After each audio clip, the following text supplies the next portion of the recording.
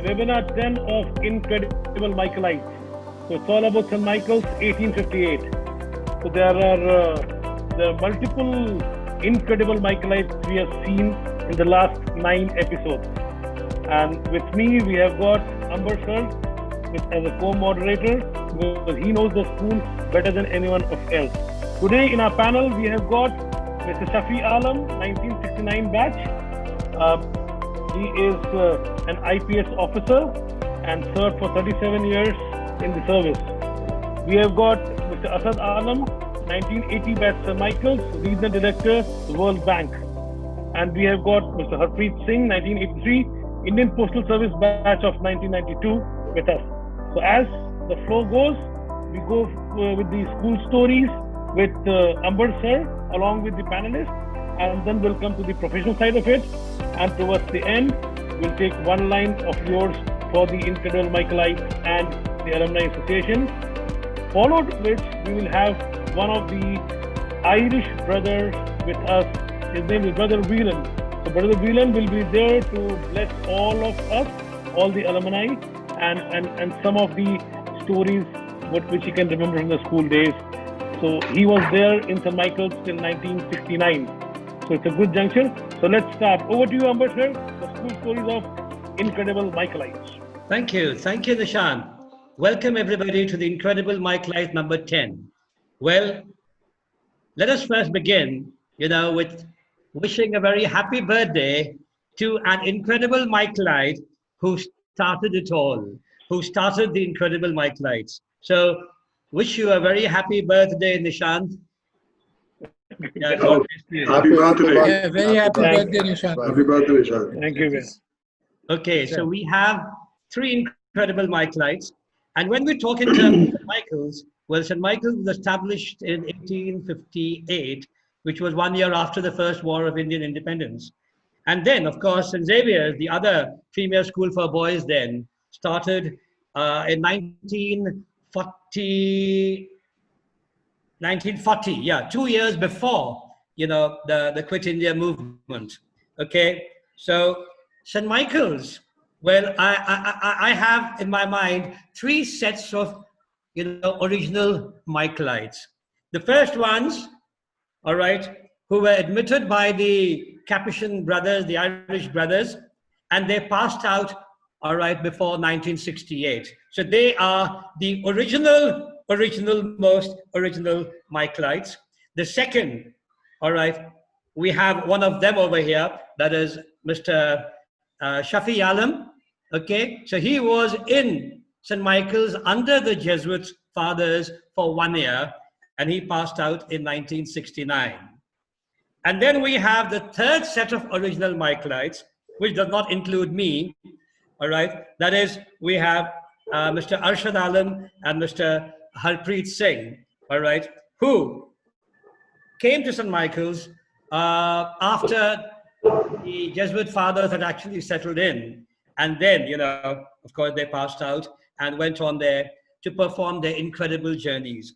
So as is our convention, we'll begin with the senior most. Okay, all right, so with your permission, Mr. Harpreet Singh and Mr. Asad Alam, shall I begin with Asad Alam? Arshad was with us in school. He is Asad Alam. Asad Alam, yes. Asad is Arshad's younger brother. Okay, yes, Asad Alam, yeah. Thank you. I'm so sorry. Yes. So, Shafi Bhai, welcome to you. All right, and my first question, would always be, yes, 1969. All right, a history was made, and you were there in St. Michael's, and the first batch, I would say, to welcome, all right, the Jesuit fathers, and to welcome the set of Xaverians who came in, all right. In fact, 3 batches came in, 69, 70, 71. We all came together and joined you all. So we were coming with our, administrators, Father Murphy, Father Cox, and Brother Dineen, I believe, was the principal, all right, till 1968. So what sort of a feeling was it? I'm sure the apprehensions were there, and and a very funny kind of feeling, and also I'm sure with a lot of expectations, the merger was being uh, awaited. So over to you, Shafi Bhai. Uh, like any bunch of students who had spent years together with the Irish brothers, there were anxieties. And so it was in my class. And we were very anxious about the fact that the Jesuit fathers would be taking over the school. But, surprisingly, these apprehensions and anxieties were proved wrong, because the common thread between the Irish brothers and the Jesuit fathers was the affection they had for the students. We had Brother Dineen, and we had some wonderful teachers like Brother Kyle and Brother Bila. Before that, Brother Kumba was the principal. And when the Jesuit fathers took over, and the smiling face of Father Murphy, Father Cox, so not beyond, say, a couple of weeks did we find ourselves in a spot. We felt as if the administration has changed hand, but the common thread was the affection between them. So I would say that, it passed off very peacefully. In fact, I made some friends in the Xavier's batch, and that friendship has stood a lifetime. Like, my batchmate in the police, Arun Chaudhary, Yashovardhan Azad, Julian Mukherjee, Parimal Jha, a lot of them, we got together and we gelled well. And as I said, that apart from my Michaelite batchmates, I made some very good friends from the Xavier's batch, and that has stood a lifetime. Wonderful. And yes, something that I would like to tell you, Shafi Bhai, Father Murphy, you mentioned Father Murphy. Father Murphy got a farewell from us, a farewell party, and I remember we gifted him with a cassock, a black cassock, all right, the order. And he was supposed to take over St. Xavier Jaipur in 1968, after 68. But then this decision of the merger came, all right, because there were very few brothers, who were available to handle such a big campus and such a big school, all right, and a school that had a lot more heterogeneity in many ways than Xavier's had. Okay, there were Chinese students, there were Anglo-Indians. I mean, there were, all kinds of people there. All right. So Father Murphy his transfer order was cancelled, and I'm sure the authorities thought that he was the best person to actually handle the merger in a very, very smooth fashion. And you belong to the batch, Shafi Bhai, that must have made Father Murphy's job much, much easier. So by the time we came in 1971 to the senior Cambridge, I think we all had settled down and settled in. But congratulations and kudos to you people, and especially the Michaelites of 1969. Not this, I mean, Xaverians also deserve credit, but hats off to you people. And really, I feel you all were largely instrumental in making Father Murphy's job much easier. So in what way would you remember Father Murphy and the other, Jesuit fathers? And of course, you have to throw light on some of the, I would say, personality traits of the brothers, Brother Kumba, Brother Dineen, all right? Because these two names I remember very distinctly, because Brother Kumba was the principal when I went to seek admission in St. Michael's. Okay, that was way back in 1962.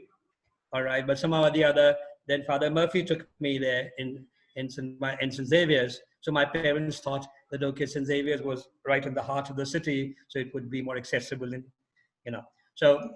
I also got admission when Brother Kumba was the principal. Okay. And Brother Kumba was a stern disciplinarian.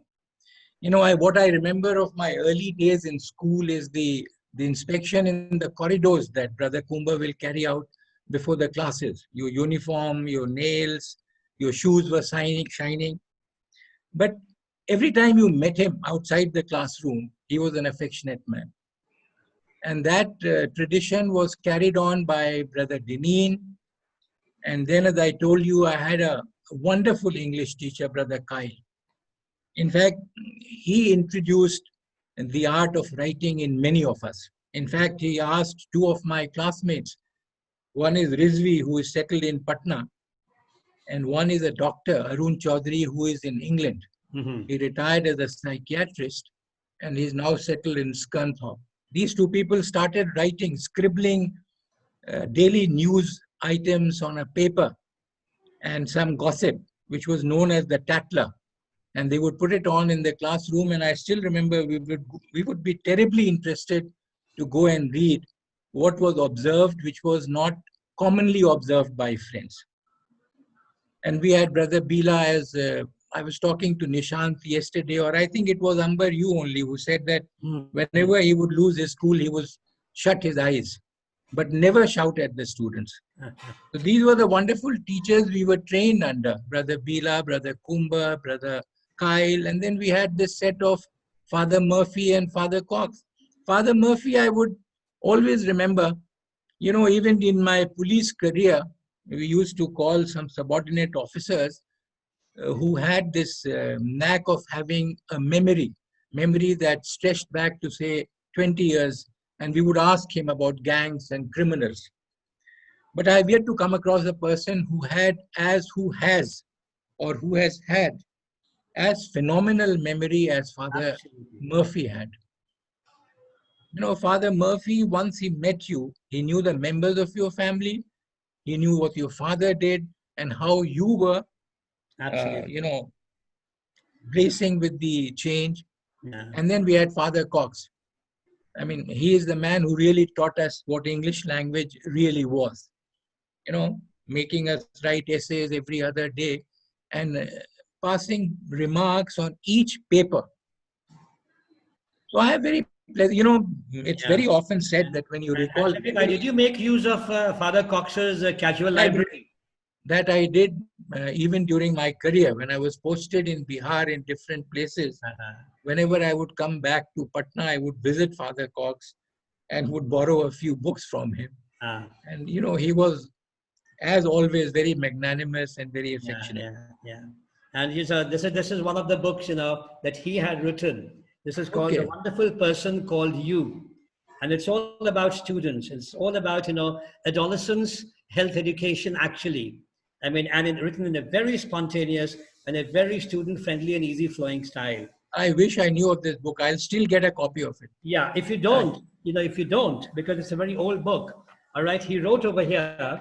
All right, you can see the handwriting there. Yeah, it's the same handwriting. This was when I was already a teacher in St. Michael's. I joined St. Michael's as a teacher in 1982 for Amber, who should find himself in here. And who should find himself in here. In the book. And wrote to everybody whom he gave this book. All right. Hello, I'll borrow this book from you sometime and read, because definitely. We are so yes, I mean, surely. Rekindle memories of Father Cox. Of course, it's a promise to all my clients that I'm going to, you know, type the whole book all over again and just put it up on the YouTube or hand it over to Nishant. That's a promise that I make. That's very good. It's called A Wonderful Person Called You. Right. Thank you very much, Shafi Bhai. Yes, before, you know, I move on to Asad. Any teachers who would like who you would like to recall very quickly? See, I mean, we had this wonderful Hindi teacher, Mr. Das.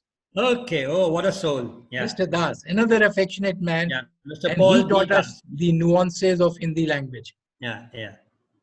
Okay. Mr. Thomas, the chemistry teacher. I mean, I could go on naming a number of them. Very true. But of course, those who stood out, I named them. Yes. Ismail and Brother Bila. Absolutely. Incredible Michaelites are there because of the incredible teachers and the incredible brothers and fathers, you know, who actually mentored all of us. Thank you, Shafi Bhai. So now, with your permission, I move to please do. Asad Alam. Thank you. So, yes. So, welcome to you, Asad. Thank you. Great to be here. Thanks. So it's a pleasure having you over here. All right. And in fact, your smile, you know, your smile makes me remember the very affectionate smile, you know, of Father Murphy himself. He had a similar boyish smile, you know. I mean, even there, and you retain that. So Asad, yes, we had, as we were talking the other day, a large part of your personality, a large part of what you know actually, you know, you eventually accomplished, all right, in life, and you'll accomplish so many more. milestones and yardsticks. All right. So, in what way would you just look back, all right, on the memories of your school days, and in what way do you feel that the personality called Mr. Asad Alam was shaped by St. Michael's? Oh, there are so thanks, Amba. But there are so many things that St. Michael's shaped us in, right? Not only on the academic side, which I guess Shafi Bhai was just talking about. Father Cox's casual library and the love of reading that he inculcated, right? I think in those times, to get an English book to read actually was very difficult. So there used to be one or two bookstores on near Fraser Road that one could actually go to, or the British Council Library, and then it was Father Cox's casual library. Later on, I remember Mr. Rosario, when he set up the hostel at Don Bosco, started the Don Bosco hostel. He also started a library that some of us had privilege to. So I think everything from the capacity for us to to the proficiency in English to actually having a very pluralistic set of values. And I think sometimes that we tend to ignore. I think St. Michael's really taught us a very rich set of values, which Shafi Bhai was talking about discipline. It's not only about discipline. It's about respect for others. It's about timeliness. It's about coming to class on time. I think all of us were afraid of being late for the assembly, because then the doors would close and you would be put in an embarrassing situation. But also the sense of contribution, the word that each one of us was different, but had a contribution to make. So I don't think any one of us was pulled out, for the deficiencies that we all have. So I think the very rich environment of pluralism that we actually grew up in St. Michael's, I think that those set of values have been very enduring. But the second thing I guess that has shaped me is really the friendships that I developed in school. And I think I was blessed by having a very strong set of classmates that we have kept in touch over the years. And we have our WhatsApp group also that we actually correspond with. And the friendships that you developed in school are very different, right? I mean, I think all of us will agree that the friendships that you develop in college. And I think because, you grew up with a whole bunch of people. So we had a class of about 45. So we grew up with these people through. And I joined St. Michael's in grade 4 in 1971. So from grade 4 through to grade 12. And there were some others who came in later. But I think those friendships have been one of very lasting, emotional and value, and has been a strong support system for me in particular. Okay. Yes, thank you. And one more question. Since you talked about being admitted, all right, in grade 4, so it must have been Father Harlan then, all right, as the principal. No, it was still Father Murphy at that time. Okay. I think Father Murphy must have passed away when, in 1972. Yeah, 72. Some of you might. September. 72. Yeah. So initially it was Father Murphy, and then Father Harlan. Father Harlan. So I think yes. When I was in grade 5 or grade 6. All right. So memories of Father Harlan, and. Yeah. So Father Harlan, of course, we didn't get to know Father Murphy much. I mean, when in grade 4, we didn't have too much, apart from seeing his very imposing personality and his very soft-spoken nature, and the respect that he commanded among the parents. So all of us used to have him in awe. But then Father Harlan was very different. And also because he spoke Hindi fluently. And he was much younger, much more active, much more dynamic. He was quite strict when he came in. I think over the years he's mellowed down. But he was a very strong administrator over the years. I think, some people may have had issues with him later on. But I think one of the continuing factors really was Father Cox. And I think Shafi Bhai also mentioned him. So I actually I was also blessed to maintain a long period of correspondence with Father Cox. So yesterday I was going through my files and I found a letter from Father Cox in one of these old aerograms. So, I don't know, it has been a long time that, nowadays people won't even recognize an aerogram, right? And this was a letter that he wrote on his typewriter. So remember, those of us who may have seen his typewriter, in his office, which seemed to be like a World War II relic. But he used to type it up.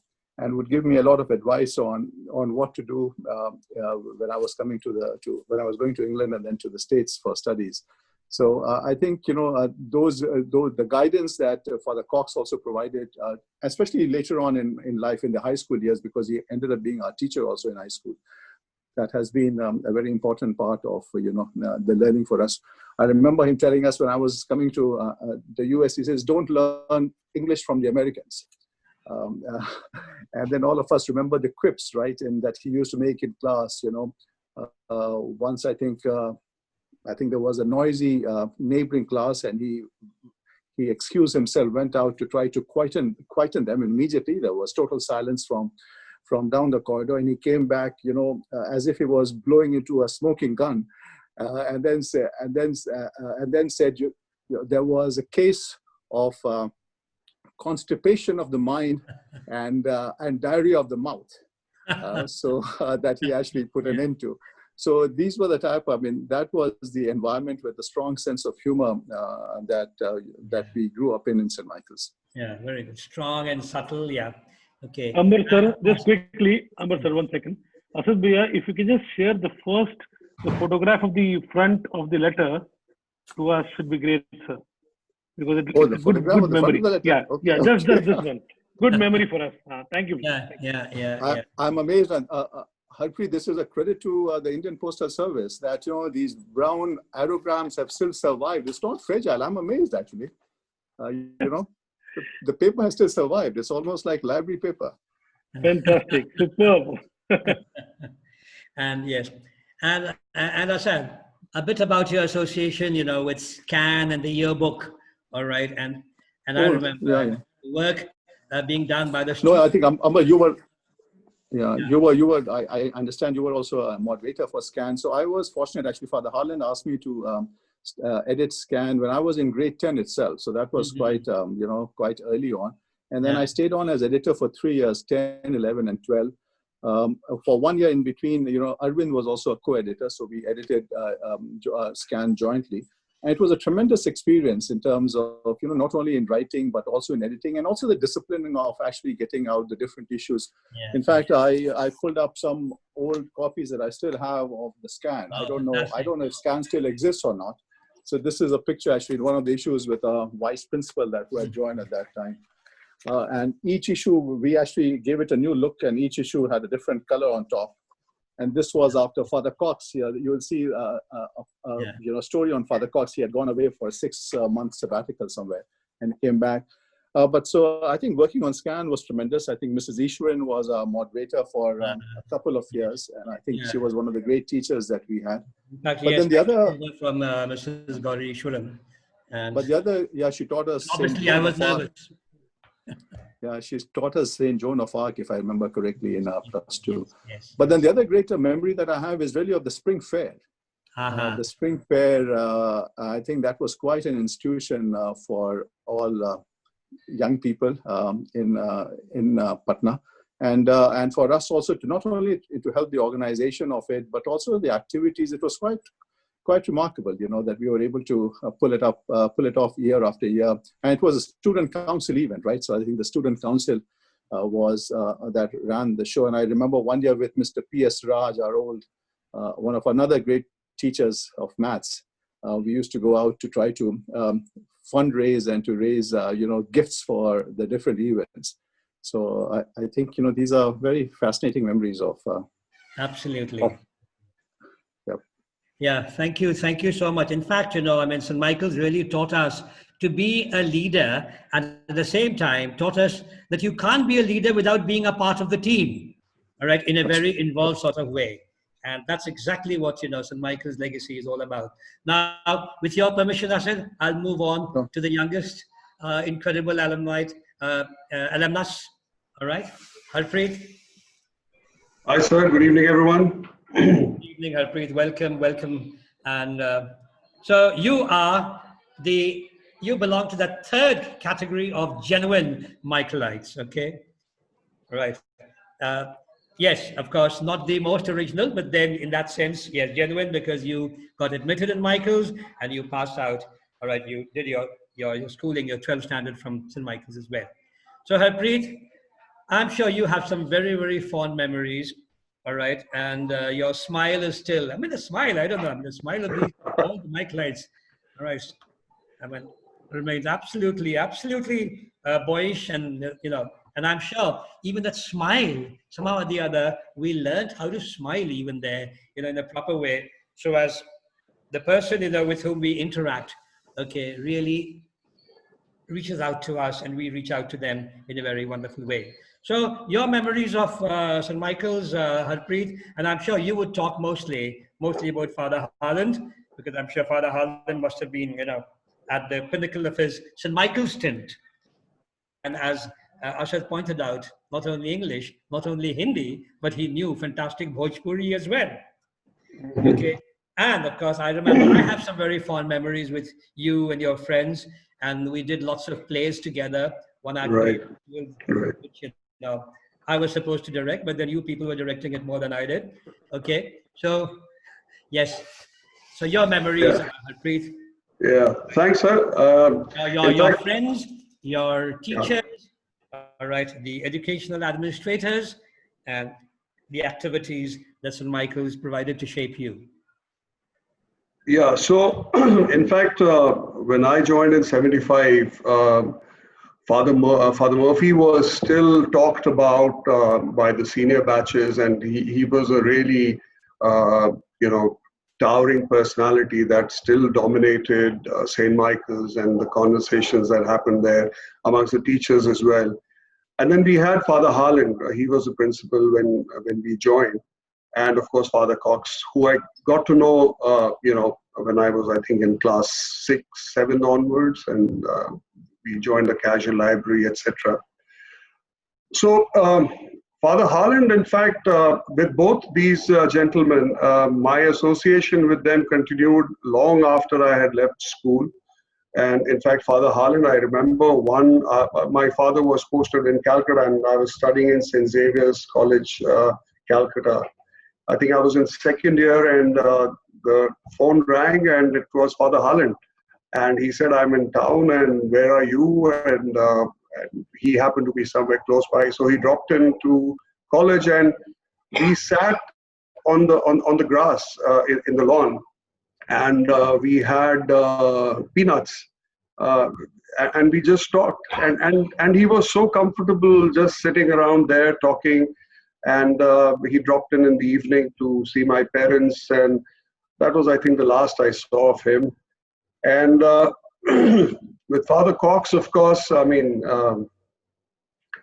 it's a very emotional connect, I think most Michaelites have with him.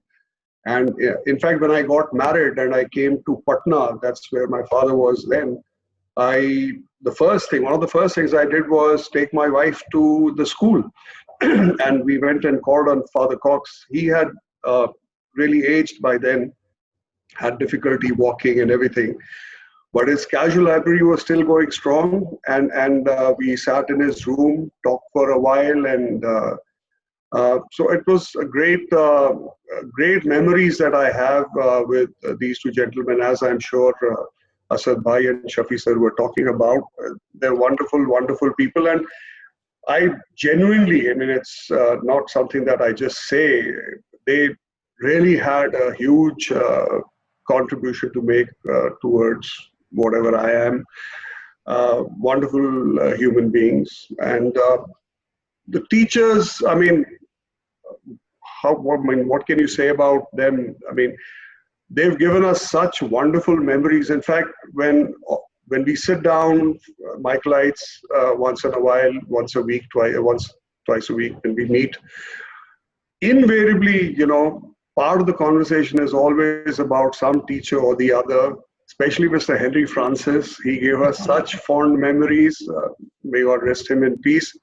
Wonderful, wonderful person. Mrs. Rosario, who was my first class teacher, Mr. Rosario, Mr. Raj, I think Asad Bhai spoke about him. Wonderful human being. Again, somebody who, even after we passed out, when I was in Calcutta, we would regularly see him. But I think Mrs. Carr, my economics teacher, small, petite lady, but what a presence and what a fantastic teacher. Anybody who attended our classes would agree with me. But the one person I think, and I hope the others forgive me for saying this, who really had an impact that's really something that has stuck with me was Mr. Jeff DeCosta. Absolutely. And he was my class teacher in class 6, and very, very quiet person, as everybody who's known him would know. Spoke very little, but what a personality, what a presence.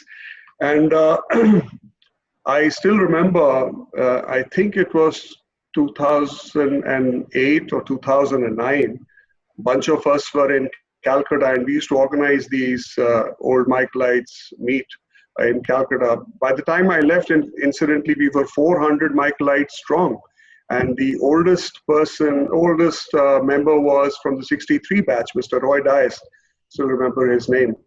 Mm-hmm. And for one of these meets, we invited Mr. Jeff along with Mr. Raj to come over. And as I was mentioning earlier, offline, that I used to wear a turban in school. And by then I had started looking the way I do now. And I was a little hesitant to walk up to Mr. Jeff DeCosta, and we received them on the platform in the railway station. And I walked up to him and I very hesitatingly said, "Sir, I don't know if you remember me." And he says, "I remember you, Harpreet, how are you?" And this was after so many years. And in the evening, and I remember that was the biggest Michaelite meet that we had. We had people from all over the country flocking in, and because of Mr. Jeff DeCosta, and the older batches, of course, were the hostelers who had a very, very personal equation with him. So he was wonderful. As a games teacher, as a mentor, as a class teacher, fantastic. And I have wonderful memories of him. And like I said, the strongest ties that I have outside my family are my school friends. And it's a huge group that we have all over the world. There's a WhatsApp group. We call each other up every once in a while. And I think I'll end by saying that, and it needs to be said, that this was a school where I think somebody was mentioning we had people of all backgrounds. We had people from all religions, castes, whatever and there were a couple of Sikhs also in my batch. But till we were in school, nobody, and I really mean this from my heart, it never mattered who was from what background, from what religion, from what caste, and we all, it was such a wonderful melting pot that we all went into and came out as Michaelites, So I think that is the biggest lesson, that's the biggest thing that the school contributed to all of us. So it's I think in these times, I think this needed to be said, and that's why I mentioned it. Yeah, thank you, Harry, for wonderful memories. And as you rightly said, the motto, so Michael's not only just had the motto, it lived its motto, and that is for God and country. And within God, it's for God, humanity, all right, which we call, Manavta in Hindi. Manav Jati, that is the highest. And that, I think, we all learned, from St. Michael's. Okay, thank you so much. So that was the under 18 stuff, all right? Okay, now the 18 plus stuff, the journey begins. And over to the birthday boy, Nishant Dayal. Thank you, Amrit. Thank you, Amrit. So, with the professional part of it, Let me start with Shafi Bhaiya. So Shafi Bhaiya, 37 years of experience as in police service. Bhaiya, quickly we would like to understand your last stint as the DG of NCRB, National Crimes Record Bureau. Would you like to give some very salient points of your position as the DG? Well, I could go on, but would it interest the Michaelites? Yes, we all want to know. That's why you are incredible. At some point of time, you should change this nomenclature from incredible to something, more credible. Incredible would be if Michaelites had scaled Mount Everest. We are all Yes. very ordinary achievers in life here. In any case, my last posting in the NCRB, we had a very major project by the name of CCTNS, Crime and Criminal Tracking and Network System. So the challenge was to computerize nearly 16,000 police stations in the country and to bring them online. So that, in the earlier times, if a gang was caught in say, the state of Bihar, and it had some links with criminals in Chennai, officers would travel to Chennai and try to collect details. So the idea of CCTNS was to bring the entire search machine on one platform at the NCRB, so the police officers could have easy access to the criminal records of the offenders. Well, I spent about 2 years in the NCRB, and I was very happy with the progress of this project. It was a 5,000 crore project of the central government, very prestigious. But because, I was coming on this webinar, I talked to one of the senior officers today and tried to find out the present status of this project. I'm very happy. About 95% of it is already implemented. And nearly 15,000 police stations out of the 16,600 odd are already online. And you can file complaints, 100% complaints in the states of Delhi, UP, Rajasthan, and one more state he mentioned. Of course, once you file the complaint, how is it treated depends on the station house officer, whether he draws an FIR. Normally, if it is a cognizable offense, he should draw an FIR. But these days, there are a lot of ifs and buts. I would not go into that mechanism.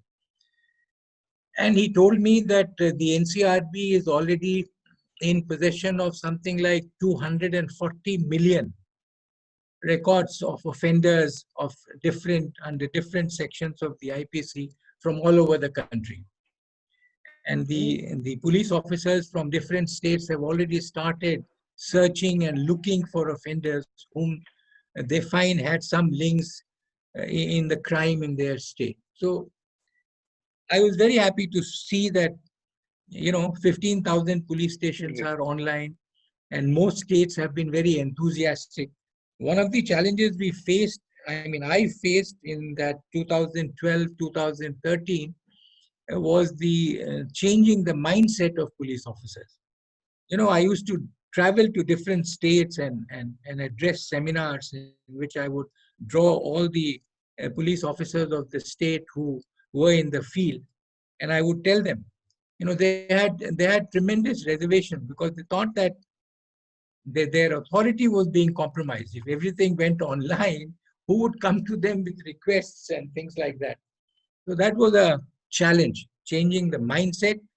But once the senior officers accepted the efficacy, the usefulness of this project, they went along with us. Oh, good. And when was NCRB formed? I won't exactly know the year, but it has got a very vital role. It has got a very vital role in. Its original mandate was to collect crime figures from all over the states and analyze them, bring out notes, and it had a public service portal in which the stolen vehicles and registration of new vehicles were recorded. And it had a fingerprint bureau which helped the fingerprint wings of different states. That was the original mandate. It still continues to be original mandate, but now, of course, CCTNS is one of its most well-known and prestigious projects. Fantastic, Bhaiya. Thank you. Bhaiya, I'll come back to you again. So for the meantime, I'll go to Asad Bhaiya. So Asad Alam, PhD in Economics, Columbia University, BSc Economics, first class, London School of Economics, authored couple of books, 28 years in World Bank. So Bhaiya, let me start with you, because in the last conversation you mentioned there were a couple of 4 or 5 people from St. Michael's as well who are in World Bank and around, and you mentioned few names. Do you want to talk about that? Sure. No, I think thanks, Nishant. No, I've been in work. My entire professional life has been at the World Bank, which is a great institution to work for, working on sort of public and in the public service area, of course, trying to help countries figure out how best to reduce poverty and inequality. I think the World Bank, talking of the small school in one of the lagging states of India that we all come from. But I was fortunate when I actually joined St. Michael's. At that time, we already had a few people from St. Michael's at the World Bank. Sanjay Pradhan, Ijaz Ghani, Anil Chandramani. And talking of people who were from St. Xavier's, I think there were Father Cox actually introduced me to Ram Chopra and Amarendra Bhattacharya, who are from St. Xavier's batches. So there was already a group of a few people.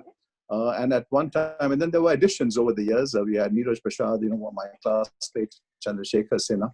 And just now, Harpreet told me that Samir Shukla is also from St. Michael's. So some have since retired, but even now we have a small group, I think now of 3 of us from St. Michael's, and maybe more that I may not know of. So it's actually quite remarkable that the small school had such a footprint at the World Bank. But I think the thing that I have enjoyed most at the World Bank is really trying to work on countries to try to change policy and try to change the mindsets of policymakers. I lived in Egypt for a few years till 2018 for 3 years, and trying to help the Egyptian government undertake some major economic reforms to try to support jobs and economic growth. And I remember that we were able to even bring in the experience from India's economic reforms of the 1990s. And to try to cross-fertilize some of those ideas from India's economic reforms as also from other countries to try to support Egypt's economic development. So I think being an Indian working at the World Bank and trying to draw from our own understanding of our country and the richness of its own experiences to try to see what lessons it might actually have for other countries has been part of this journey that I've been involved in for the last many years. That's why you're called Incredible Michaelite. Fantastic, Bhaiya. And we'll come back to you again. We want to understand about your book you authored, about South Africa from policy to implementation. So we'll come back to you after I go to Harpreet Bhaiya one. Thank you, sir. Harpreet Bhaiya, so we can see quite a few different things you have done in your life. So basically, we would like to understand about the My Stamp, India First Personalized Stamp thing. Can you just talk about that first?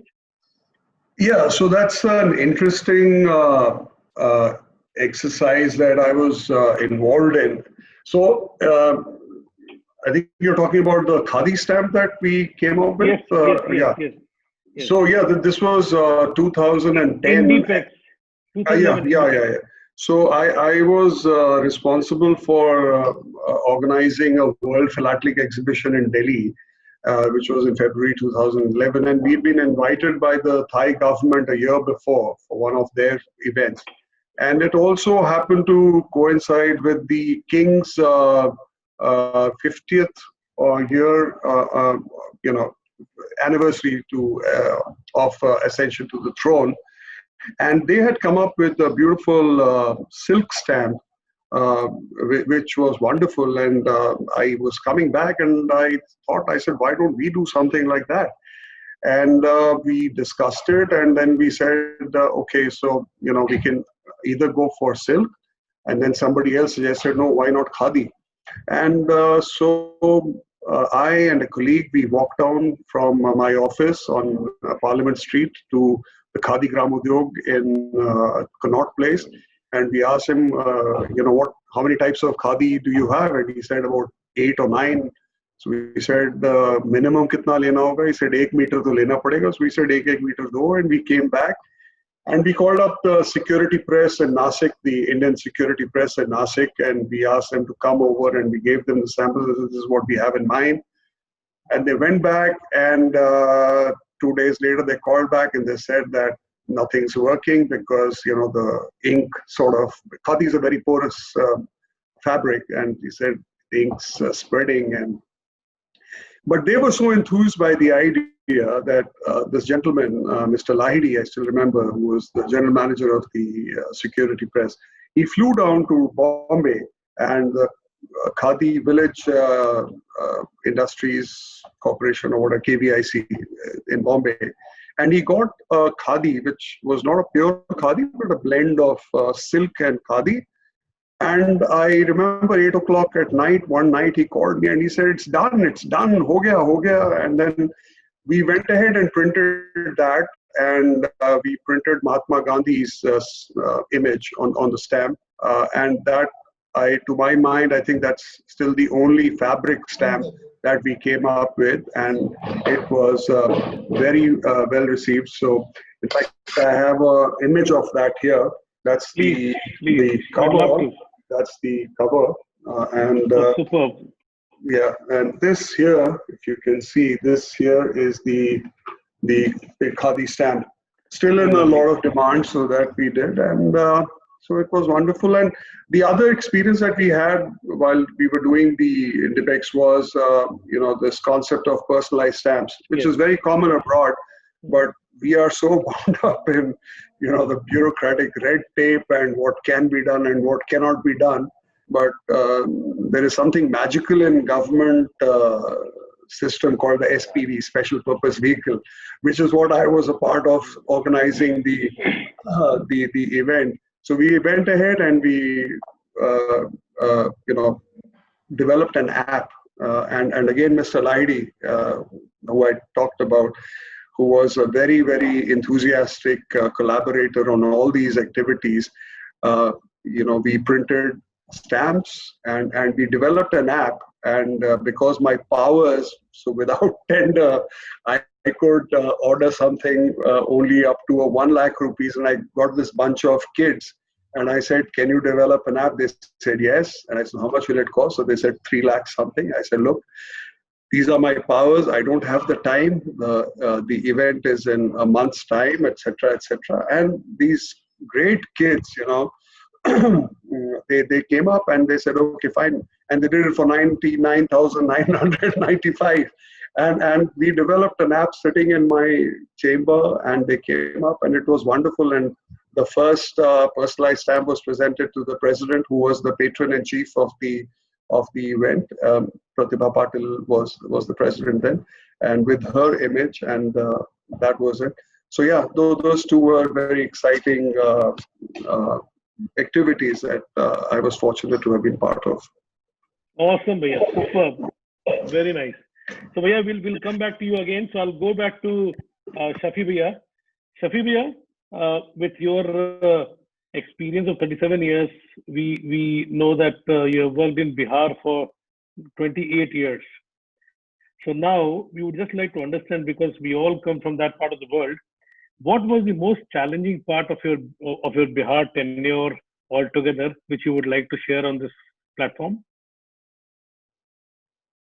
See, whenever you discuss Bihar outside that state, people think it is the most difficult state for policing. Well, yes, it was. The most challenging part of my career in Bihar was, how to ward off the political pressure and keep some suspecting seniors in tow. This would still be the case, but yeah, in our times, the politicians were a much better lot, and they would treat officers with more respect more dignity than what they do now. The challenges are too many. Right in my first posting, I was involved in an encounter of someone who was known as the Patel of Khagadia. Khagadia was my first posting, and he was the brother of the local sitting MP. And you can understand, you can imagine what I went through after that encounter. But still, the administration was supportive, and even the governor, it was under the governor's rule those days, sent me a commendation letter. But that did not deter the local judiciary from taking cognizance of a complaint case. And even the Patna High Court did not listen to my plea that there was no sanction of the government and it should not be taken cognizance of. And I faced a trial in that case, which went on for nearly 22 years. And while on deputation in the CISF at Delhi, I would come back to Patna and travel to Khagadia to attend the court. And finally, I was acquitted. But because the man who died, his son and his daughter-in-law were all MLAs and they were all politicians of some repute, they took the case to High Court where it was dismissed. Much later, after my retirement, I learned that they had also come to the Supreme Court. So this was one of the challenges. But what I said, what you learn from school has a very invisible impact on your personality. It's very difficult to quantify the experiences or the learnings in a school. If someone asked me what you picked up from the school, it would be very difficult for me to quantify it. But it does prepare you for your life beyond the school days. And I did realize that even the moral science classes during the Irish Brothers' time must have had some invisible impact on the psyche of the person, because it stood me in very good stead, not only in taking up cudgels with some of my seniors. There were a couple of very corrupt seniors I had to serve under, and they tried to make life difficult for me. And at Harpreet would recall that happens in most wings of the civil services. At times you get some very nasty senior. And this corrupt senior went on to become the DG of Bihar at one time. And well, I had the moral strength to stand up to his being nasty with me, and he could not harm me. Though he did mention in about 10 pages of ACR what a bad person I was. But this entire thing was countermanded by the commissioner who was posted there in Hazaribagh. And he went on to refute every single line that this gentleman had written. And the ACR was expunged from my records, and I went on. So similarly, there were many challenges. Even before I came to center in my last 2 years, I was a persona non grata because of certain issues I had raised about the police reforms and the Police Act. And as an additional DG, I had to face a departmental proceeding. And I could not get an appointment with the Chief Minister for nearly a year and a half. Can you imagine an additional DG who was working under the Chief Minister, who was also the Home Minister, was not able to meet him despite a number of my friends in very powerful positions putting in a word, High Court judges, senior executives. And finally, the CAT had to quash that proceeding. And after the CAT quashed that proceeding, I could come to the central government on deputation, and from where I retired.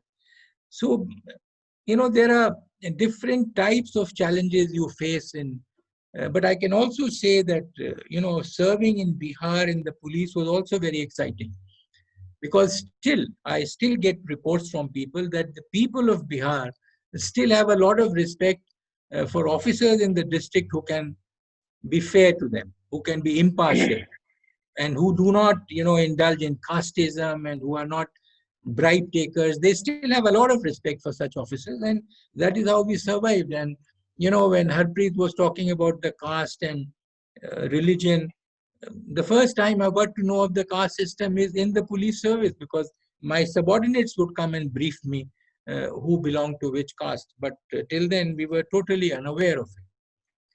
So after having served in Bihar for nearly 20 years, when I came to the central government and I was posted in the CISF, I found the goings very, very easy because, Bihar prepares you for very tough challenges.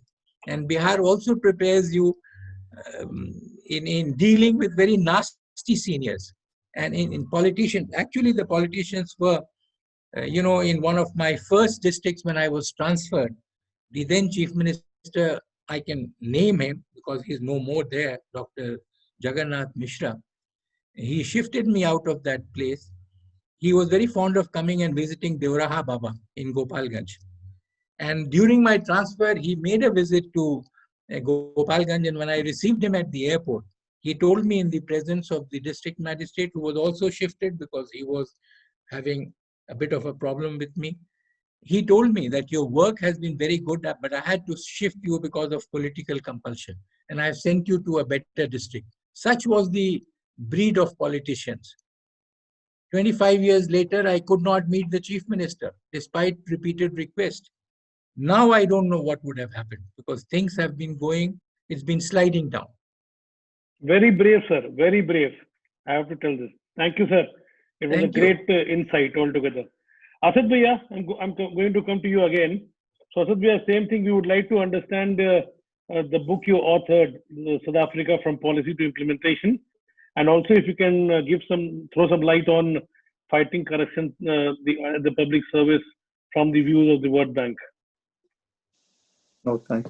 I think this is probably the book that you're referring to, right, Nishant? Oh, fantastic! Superb. This is a book, a publication of the World Bank that I authored with several other colleagues on South Africa. So I lived in South Africa for 3 years, heading the World Bank there from 2012 to 15.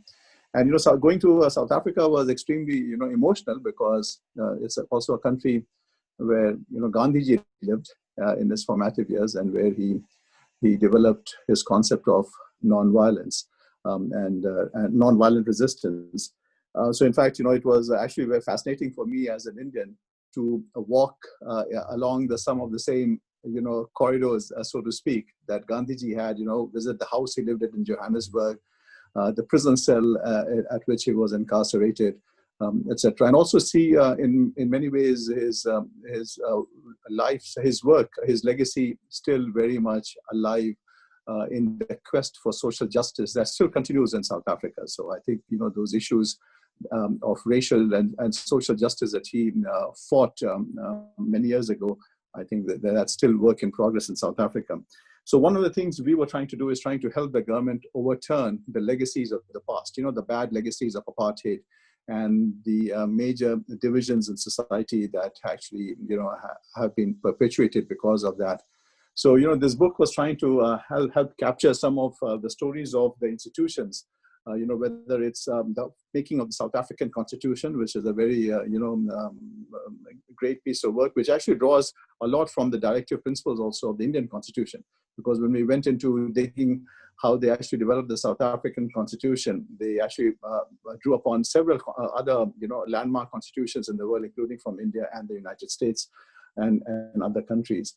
So trying to see, how they made institutions which were inclusive. And I think this is again a conversation which is very relevant across the world, including in India. How do you develop institutions that represent all of its people, institutions that are inclusive? And in some ways, having inclusive institutions is also fundamental to fighting corruption.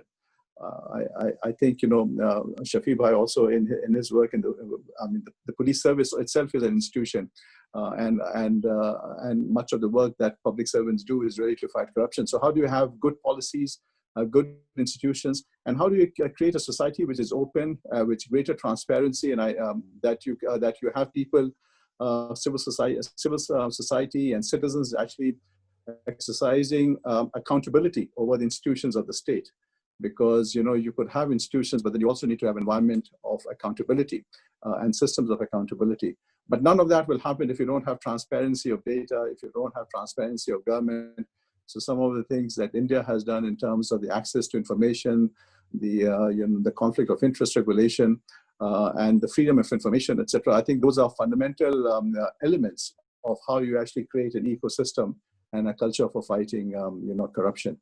But having good economic policies is very important. And all of us will remember in the license Raj, when we were in India, of how that perpetuated corruption and how it was with the reforms of 1990s that we started moving towards a much more market-based system where a lot of this rent-seeking, a lot of these incentives for corruption were reduced.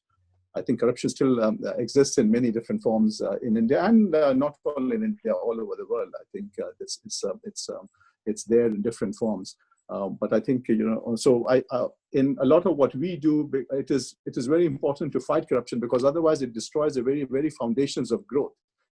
And in many countries, we find that when there is corruption, it ends up benefiting the rich and hurting the poor. So if you really want to have economic growth, if you want to reduce poverty, want to reduce inequality, you need to have policies that support the poor, that support the lower middle classes or the middle classes in general. And that becomes that, and for that you have to, one has to continue the fight on corruption in all of its many forms. So this is part of an ongoing struggle that I think, in the public service, but also in the private sector, right? I mean, it's not as if the private sector is a paragon of virtue. So you have corruption and practices, and that is why you need to have laws and regulations. And again, the oversight by different regulatory institutions to try to establish standards and minimize these incentives. So I think, so in many of our countries that development is, where you don't see development, you also see high levels of corruption. So in some ways, it becomes a very strong correlate of how a country progresses. Superb, yeah, brilliant. So good to know about this. So I'll again move to Harpreet Bhaiya. So Harpreet Bhaiya, we should all also know this, that Harpreet Bhaiya was very instrumental in moving 1,200 tons of medicine, PPE kits and testing kits during the COVID pandemic, which is great. Congratulations, Bhaiya. It's a great deed. We would like to understand about the National Mission of Higher Education, which you handle the drafting and the implementation of that. Would you like to throw some light on that? Yeah, sure. So yeah, I had a chance to serve in the Department of Higher Education, Ministry of HRD as it was known then. Now it's known as Ministry of Education.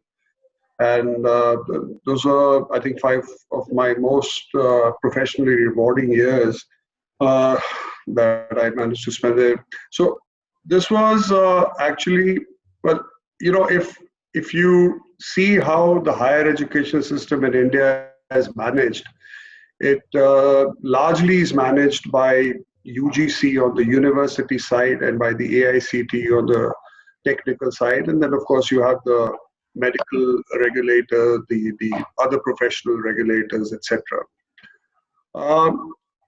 So if I talk about, say, the UGC, it was created by an act of parliament in 1956, and it was essentially a regulator to enforce minimum standards. Over a period of years, unfortunately, I think there are 2 developments that happened. One was that the arm's length distance that was supposed to be there between the government and the regulator sort of decreased. Government became more and more involved in UGC. And the other thing was that the UGC itself suffered because, you had words like, Dr. Manmohan Singh, etc. And then, of course, the quality of many others who followed was certainly not of the same caliber. So as a result, what happened was that UGC also had the function of granting, making grants to universities, etc., colleges and universities, etc. So it basically became a grants giving body. The standard setting part of it completely took a backseat. So the National Mission on Higher Education tried to sort of capture the essence of the UGC Act, which was basically to ensure that minimum standards are enforced in state universities. Central universities, of course, were managed centrally, but state universities and education being a concurrent subject in the constitution, state governments and central government have to work together in this sector. So the National Higher Education Mission that I was a part of, which still continues, that was essentially to ensure that minimum standards in state universities, etc., are ensured, and grants were linked to administrative and educational reforms that the institution was willing to carry out. So this was in 2013, and a lot has happened since then, and with the new education policy coming in, it sort of reiterates a lot of these ideas that have been there since the Kothari Commission of 66, I think, Kothari Commission of 66, and these have been reiterated in these. But again, these are just the intent, it's a policy announcement. So it is a statement of intent of the government. How it is brought about, how it is implemented, how well the state governments will respond to everything that has been mentioned in that document remains to be seen. So yes, there's still a long way to go from what we were trying to do in 2013, where we are now, to what will happen in the future. Thanks, Bea. So we are going to get Brother Whelan in the next few minutes. Can we start with Shafi Bea? Shafi Bea, can you just give a couple of your lines to the Incredible Michaelites and the Alumni Association on a whole? Well, it would sound like a sermon, isn't it? Yeah.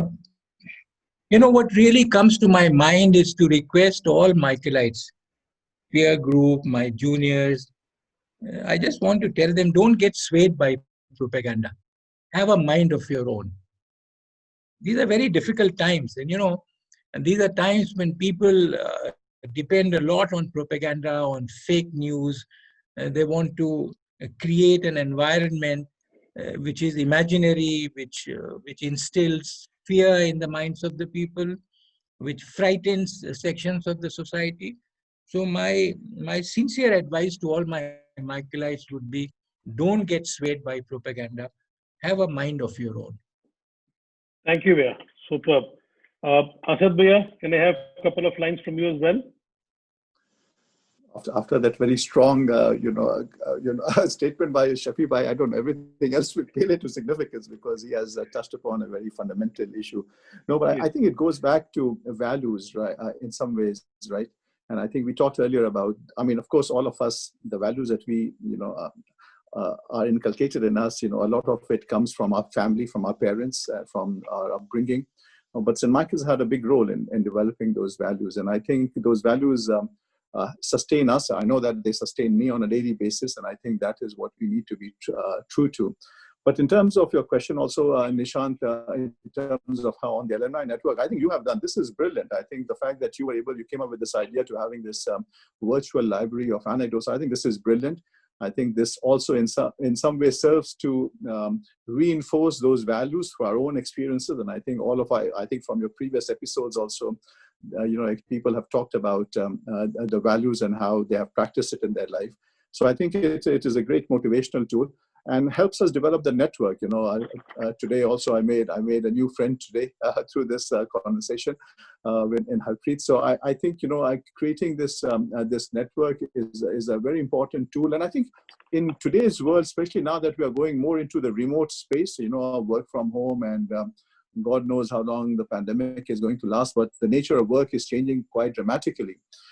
I think in some ways the networking aspect becomes even more important. So I would urge all of us, and especially the younger generation also of Michaelites coming out, to really value the friendships that they have made in school and to broaden them through their lifespan. I think very impressed how Harpreet was able to expand the group in Calcutta. I think that's absolutely fantastic. And I know that there's a very active group also in New Delhi, and we, different classes have their own networks.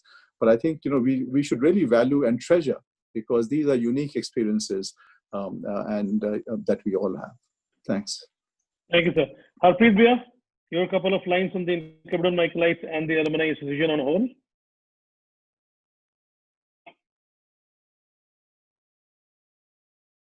Mute. Okay, no, so I think I would just like to sort of reiterate what Shafi sir and Asad bhai said a while ago, and go back to what I was talking about from my days in school. And I think a lot of what you see around you, is deeply disturbing and distressing. And in fact, I tell my wife that is something wrong with me? Do I think very differently? And then, you meet an event like this where, your own ideas, your own thoughts get mirrored by stalwarts like Shafi sir and Asad bhai. So, yeah, I mean, it's a time that, you need to probably go back in time and remember everything that we were taught inside and outside classroom during our school days. And even though a lot of things that are happening around you is antithetical to all that, you need to cling on to all of that and keep your keep a sane head on your shoulders, and I think this too shall pass.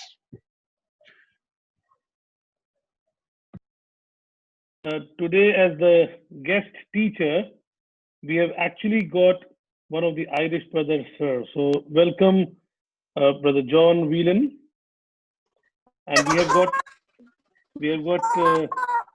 Shafi Alam from 1969, and we have got Mr. Asad Alam from 1980, and Mr. Harpreet Singh 1983.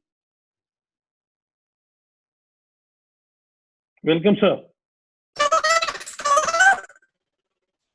Oh, I think there's some problem in the audio. Yeah. Some problem in the audio then. Yeah, can't hear you. Oh, unfortunately, there's some issue with the audio, but at least brother was able to make it to this session. Was something great.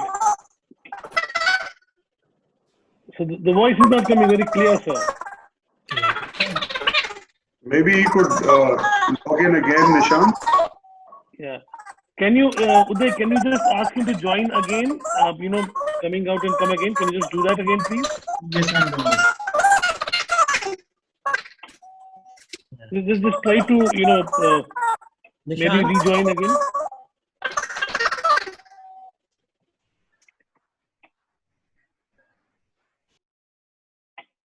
Right. So I think there was some issue with the whatever. Yes, sir, please. Yeah, I just want to add over here for the information of all the Michaelites, who are watching this show, this webinar. Brother Whelan joined St. Michael's in 1967.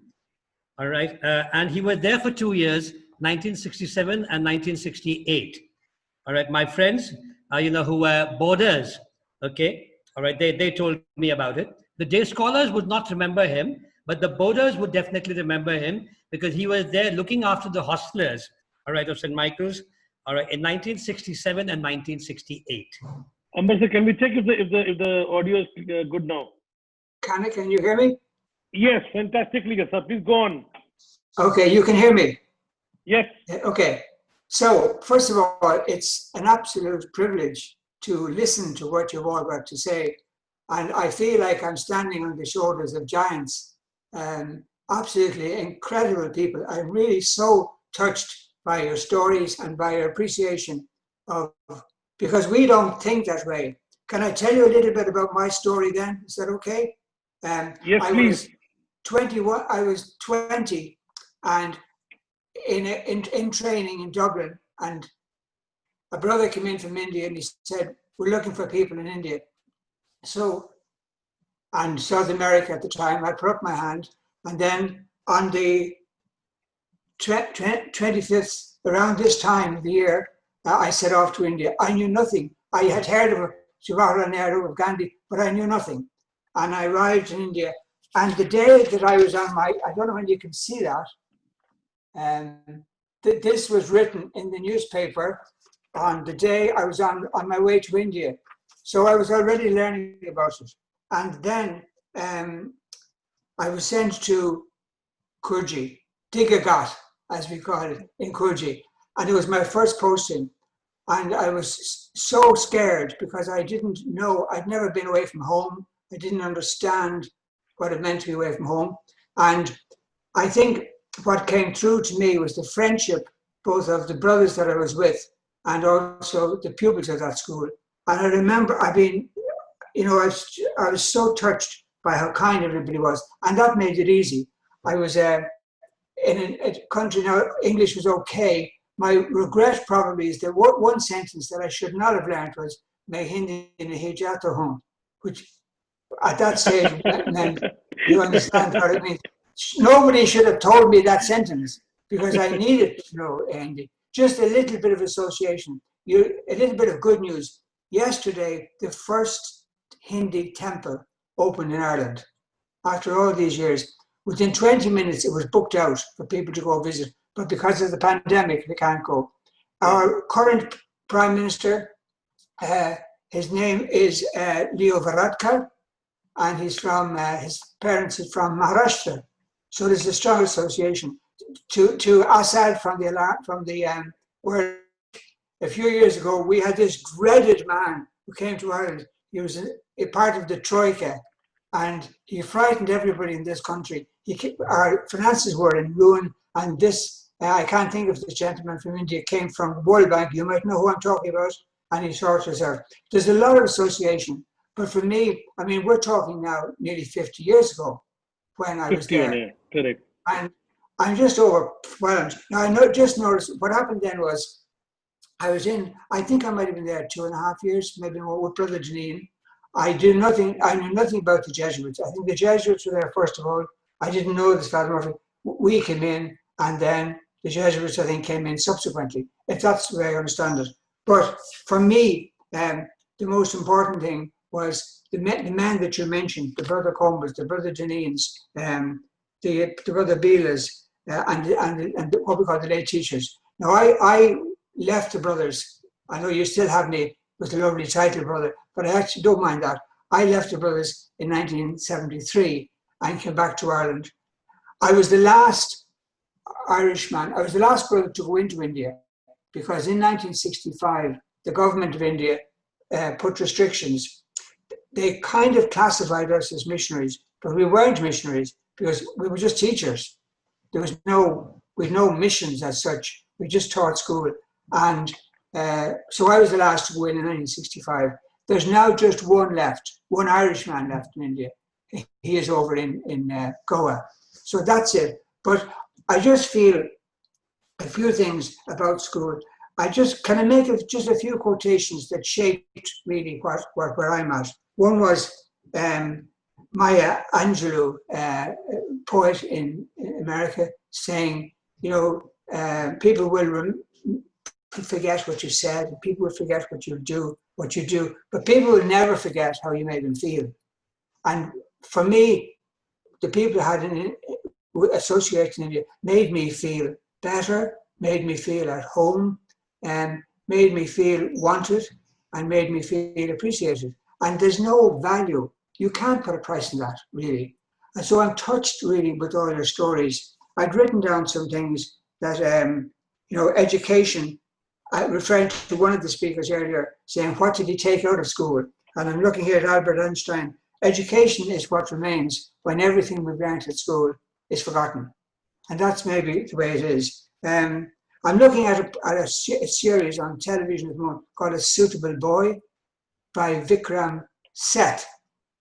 And I'm saying to myself, not my understanding of India at all, but it's nice to be able to see a program that's totally cast by an Indian staff. I loved India. It was my second home. I couldn't say enough about it. It was absolutely fantastic. I learned to drive in Patna, believe it or not. And when I came back to Ireland and I got married, I used to say to my wife, now listen, this is important. You don't worry about what's behind you. You worry about what's in front of you. And that's the way to drive, which of course is totally wrong. But I learned, we had a station wagon. Some of you might remember, we had a station wagon in the field. And I'd never driven before, but I reckoned, and we went to Brother Janine, and he was not happy. He didn't want it. There was Brother Johnston there at the time. I'm just wondering if anybody was in that group. I was there 65 to 67. None of you, I think you were all later than that, if I understand. And then a few years ago, I had a message from a Jamal Khan. Yes, yes. Jamal Khan. And Jamal Khan sent me a copy of, I don't know whether you can see that or not. Can you see that? Fantastic. Yeah. Yeah. And it was great to remember. I also have the diary. Now you won't be able to read it. This is the diary of the day on my way to India and how I got there. So, and then I was transferred at one stage to Gathal's Memorial School in Kurji. So I have practical memories of India. But the most important thing would be to say that I loved it. It's in my heart. 50 years later, I still think about it so often. And I'm just thrilled that some of us had some influence for good on yourselves, because that's the reason we were there. So thank you very much. I really do appreciate your kindness and your words and your achievements. I'm looking at Uday Singh, but I'm just seeing a photograph. He's probably not on the show. So God bless. Thank you. Thank you. Superb, Thank you. superb, brother. Superb. I'm telling you. Can I just finish? Because we were talking about friendship. I just took out a small poem by a mystic, an Irish mystic, and he says, may you be blessed with good friends, and you clearly are, and learn to be a good friend to yourself. Journeying to that place in your soul where there is love, warmth, and feeling. May this change you. May it transfigure what is negative, distant, or cold within your heart. May you be brought into real passion, kindness, and belonging. And may you treasure your friends. May you be good to them, be there for them, and receiving all the challenges, truth, and light you need. May you never be isolated, but know the embrace of your Anam Cara. Your Anam Cara is friend, soulmate friend. So thank you very much. I really appreciate being invited onto your program today. Thank you. This is an incredible feeling, I'm telling you. Over 50 years, and you are able to make to this. This is an incredible experience. Thank you, sir. Thank you for making this. And thank you, Nishant, for thinking about it. I mean, it's absolutely wonderful. Wonderful. My classmates also went down memory lane, in our WhatsApp group. Nishant. Thank you. So we come to the end of the webinar 10. The webinar 11 we are going to have on 6th of September 2020, and we'll have Mr. Vikas Singh, 1975 batch. We'll have Mr. Prabir Jha, 1982 batch, and Mr. Amitabh Prasad, 1990 batch. So stay tuned. Incredible Michaelites 11, and thank you everyone else for joining. Thank you, Shafi Bhaiya. Thank you very much. Thank you very much for having invited us. Thank you, Asad Bhaiya. Thank you, Nishant and Amber. Thank you very much, and great to see you again, Shafi Bhai and Harpreet. I know it was great seeing you also. Thank you, Harpreet Bhaiya. Lovely, and great to hear from Brother Whelan also. Yeah, and thank you, Brother Whelan. And as always, I cannot miss thanking Amber sir, because without him. Thank you so much, Nishant. Amber, thank you so much. It's a great job that you've done. Yeah. Thank you, sir. Thanks a lot. Thanks. Thank you. Bye. Stay safe. Bye. Thank you. Thank you. Bye-bye.